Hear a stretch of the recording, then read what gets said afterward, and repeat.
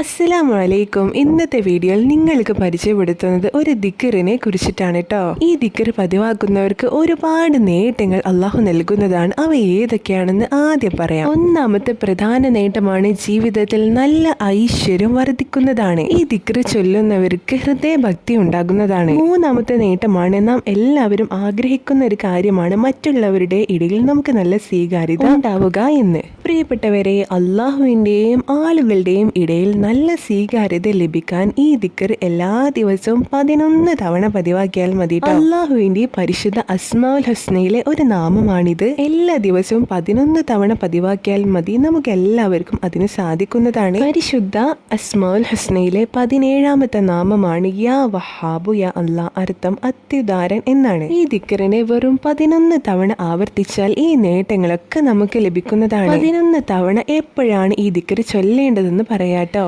നാം എല്ലാവരും ളുഹാ നിസ്കരിക്കുന്നവരാണല്ലോ. സുന്നത്ത് നിസ്കാരങ്ങളുടെ കൂട്ടത്തിൽ ഏറ്റവും കൂടുതൽ മഹത്വമുള്ളൊരു നിസ്കാരമാണ് ളുഹാ നിസ്കാരം. ഈ നിസ്കാരത്തിന്റെ അവസാനത്തെ സുജൂദിൽ 11 തവണ യാ വഹാബു യാ അല്ലാ എന്ന് ചൊല്ലുക. ഇങ്ങനെ ചൊല്ലി വന്നാൽ നല്ല ഐശ്വര്യവും ഹൃദയഭക്തിയും അള്ളാഹുവിന്റെയും ആളുകൾക്കും ഇടയിൽ നല്ല സ്വീകാര്യതയും അള്ളാഹു നൽകുന്നതാണ്. പിന്നെ എല്ലാ ദിവസവും ഈ ദിക്റിനെ 100 തവണ പതിവാക്കുന്നവർക്ക് സമ്പത്തിൽ നല്ല വർധനവും അള്ളാഹു നൽകുന്നതാണ്.